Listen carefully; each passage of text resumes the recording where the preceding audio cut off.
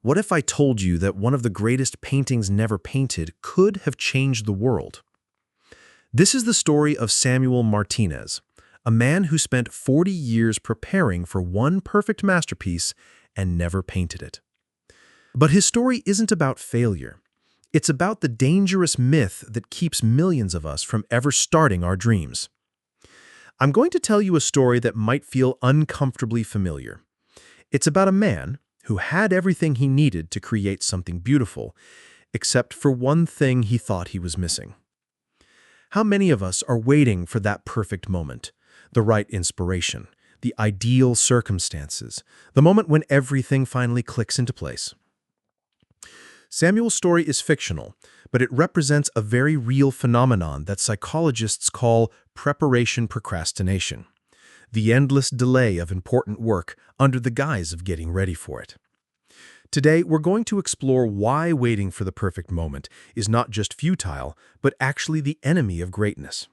And more importantly, I'll show you how to break free from this trap. Samuel Martinez was 25 when he first envisioned it. He was walking through the Metropolitan Museum of Art when he stopped in front of Vermeer's Girl with a Pearl Earring.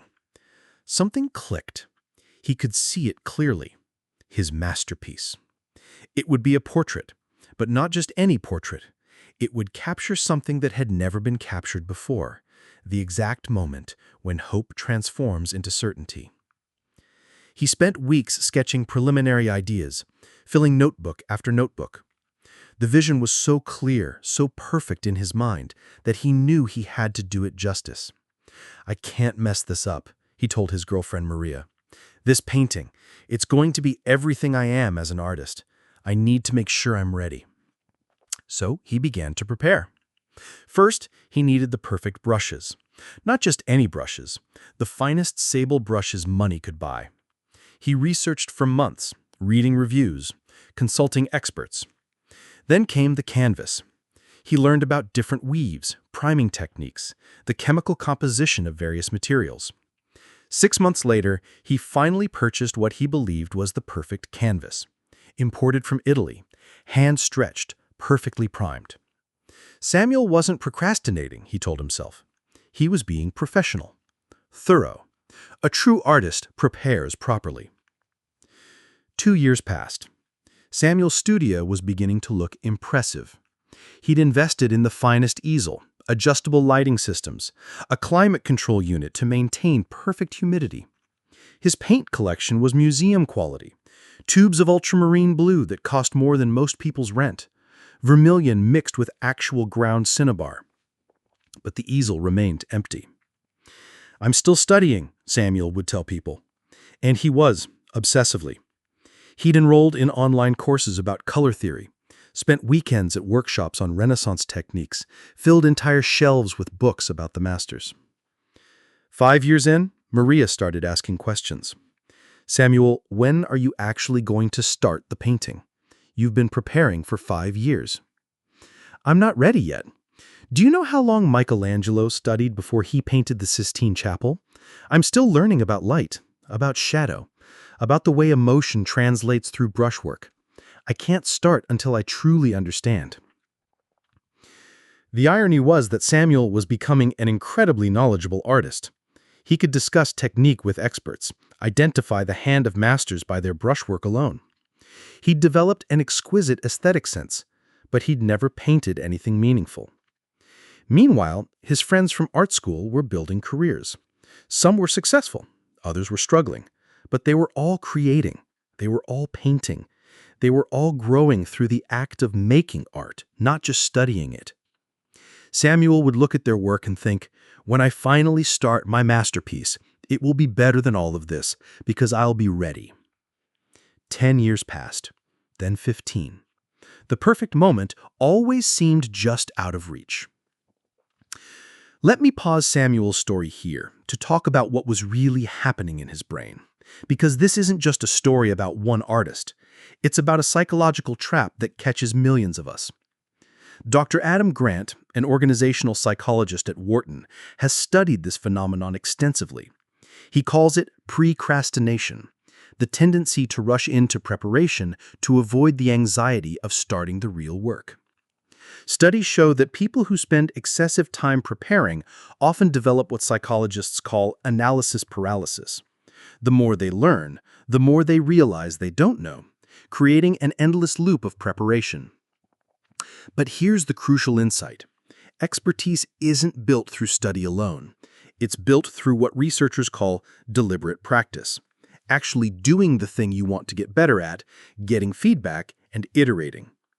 The painters who become masters aren't the ones who study painting the longest. They're the ones who paint the most paintings. Every painting teaches you something you can't learn from books. The way paint actually behaves on canvas, how your hand cramps after 2 hours, the way colors shift as they dry, the unexpected beauty that emerges from mistakes. Samuel was depriving himself of these lessons by waiting for the perfect moment to begin. Samuel was 58 when the wake-up call came. Sitting in a doctor's office, receiving news about his health, all Samuel could think about was his empty easel. That night, alone in his studio, for the first time in 30 years, he really saw his studio.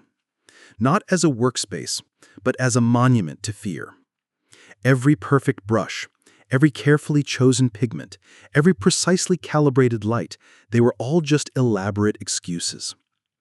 I told myself I was being professional, thorough. A true artist prepares properly. He reflected, but I was just scared. Scared that if I actually painted the masterpiece I'd been imagining for 30 years, it wouldn't be as perfect as the version in my head. The fear was still there, but now it was joined by something stronger: regret. That night, alone in his studio, for the first time in 30 years, he made a mark on the canvas. Not the masterpiece, just a single brushstroke of cerulean blue.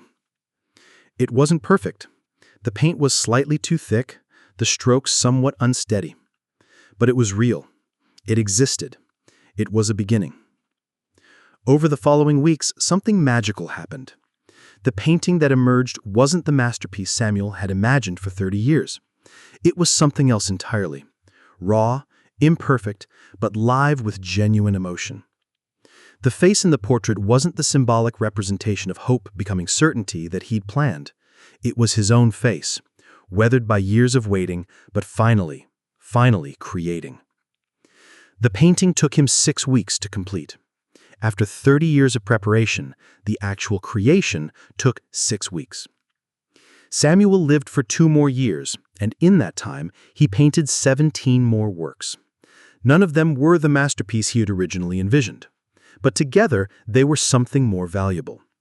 They were the authentic expression of a life lived, of lessons learned, of time finally used instead of saved. The critics called his work raw and urgent. Viewers were drawn to something in the paintings that couldn't be taught or studied.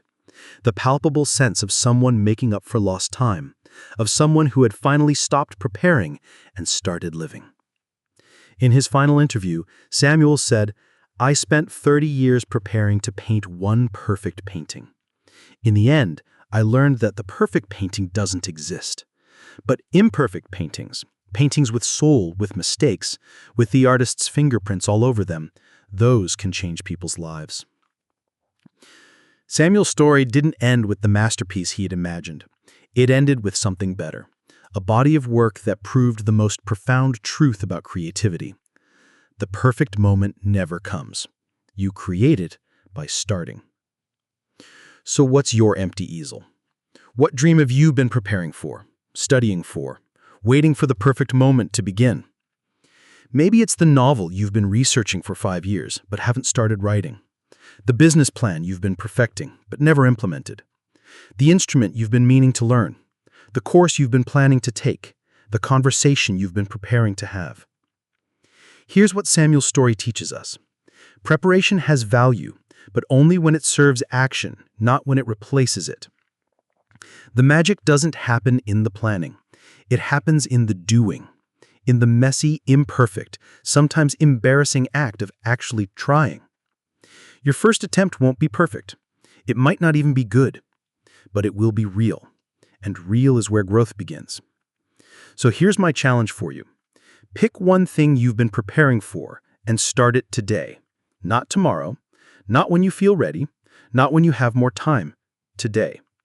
Make one brushstroke on your empty canvas. Write one paragraph of that story. Make one small phone call about that idea. Take one small, imperfect action towards the thing you've been dreaming about. Because the perfect moment isn't coming. But the right moment, that's right now. The perfect moment never comes. You create it by starting. What are you waiting for?